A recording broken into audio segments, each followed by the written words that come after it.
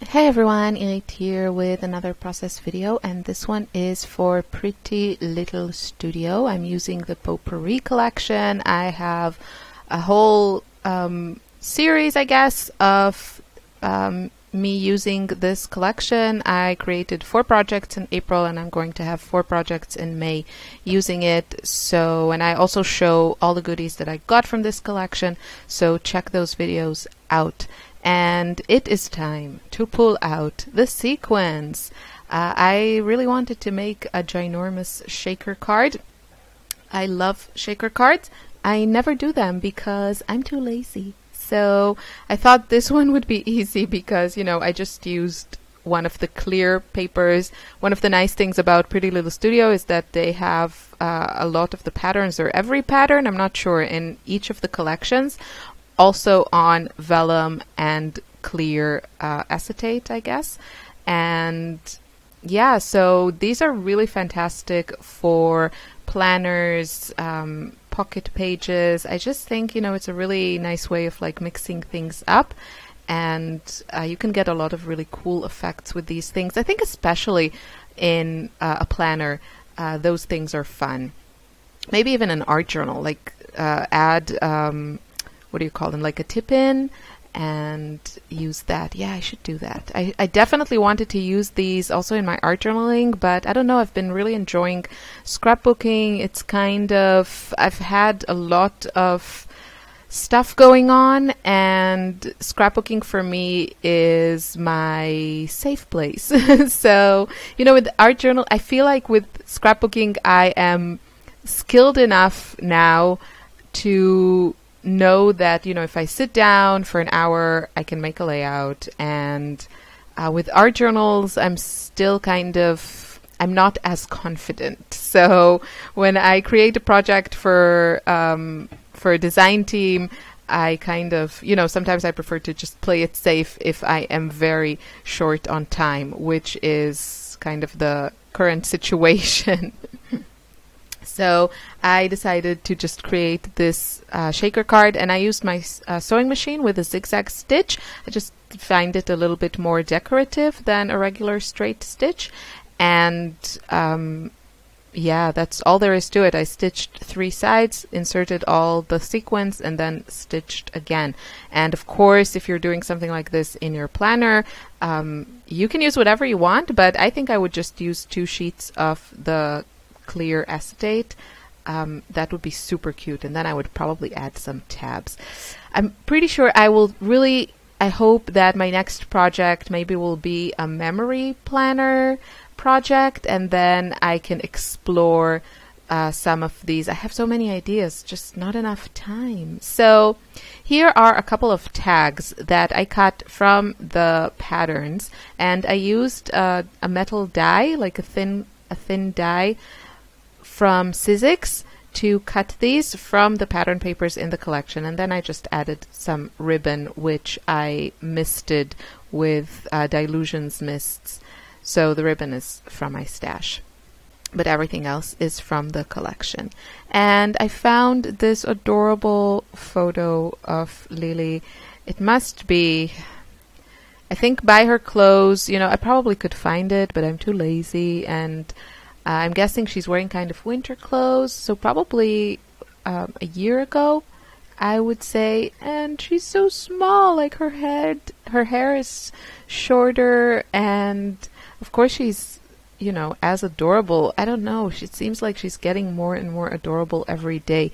She's talking now, and it's just the sweetest age. Now she's 2.5 years old, and I think I'm maybe I'll mention a few more details about the layout, but I feel like I want to chat about stuff now. So with Ella, my eldest, she's 6 years older than Lily, and when she was almost 2 years old, we moved from Israel to Austria, and it was definitely a decision that my husband and I made together. And it wasn't something that I was, you know, forced to do or anything like that, or didn't want to. But moving to a new city in a new country with a new language, not knowing anyone except my husband and his family, I have to say that looking back, I don't think I was as, I don't think at the time I felt so bad. I mean, I know a lot of it was challenging. My husband was a resident then, and he had night duties.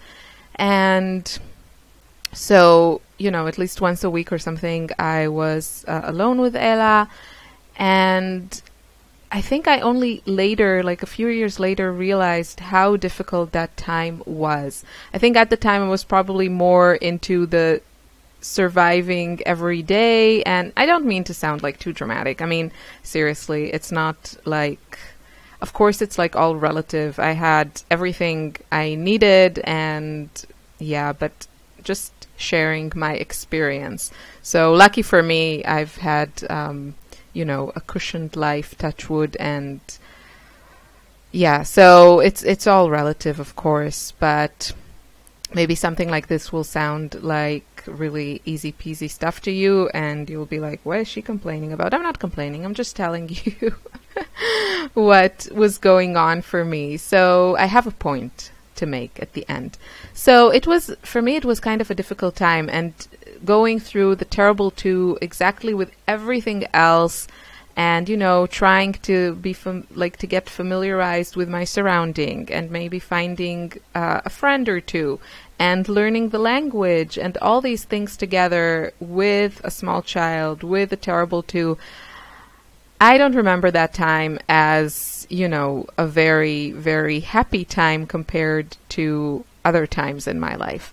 And I really feel, I feel sad about it, because I feel like I didn't enjoy Ella as much as I'm enjoying Lily now. And I'm guessing, you know, she'll be a teenager in a few years, and this video will be super old, so hopefully she won't watch it, because yeah, I think, yeah, I don't know if it'll be sad for her to hear that, but she was, of course, an adorable child, and I documented all her, you know, all the things we did and everything. But I definitely feel, you know, now I'm more settled. We have our house that we've lived a few years in. You know, I can drive around and not get lost in my surroundings, and I have a few friends. It's very hard to make friends at my age, especially if, you know, you're a stay-at-home mom or you work from home. So, yeah, but, you know, everything is much easier now, and I definitely feel like I can enjoy this very, very sweet and still challenging age. So, yeah, it's not easy to move to a different country, especially if you don't speak the language. I feel like because I know that I still kind of avoid chatting to, I don't know, let's say the other moms in Lily's kindergarten or something like that. I kind of avoid chatting to them, because I have learned a lot of German. I can speak German. I wouldn't say I'm fluent, and in the last 2 years I've been home with Lily, so I forgot a lot, and it's just a skill that you need to practice if you want to get better at it. And yeah, and I'm a perfectionist, or at least I'm kind of embarrassed to sound like I don't know the language and I speak with a lot of mistakes. And I know people don't really care, but I care. So that's always a little bit of an obstacle for me to, you know, start chatting. I mean, I think I'm pretty social sometimes. I mean, I think I would chat more if it was in my own language or in English. So, yeah, I don't know. But, yeah, it's definitely easier now. And, you know, I know places. If I need to, like, burn some time with my girls, I know where to go. I know where the playground is, and where I can buy stuff I need, and, you know, I can actually communicate with the people in the shops or wherever most of the time. I still get a little bit scared when the phone rings, because sometimes people speak so fast, and sometimes they speak in dialect, which I have talked extensively in one of my previous HipKit videos. So phone is even more challenging than in person, also because sometimes people call you for, I don't know, like a phone company service or something like that, and you have no idea of knowing what they're going to say.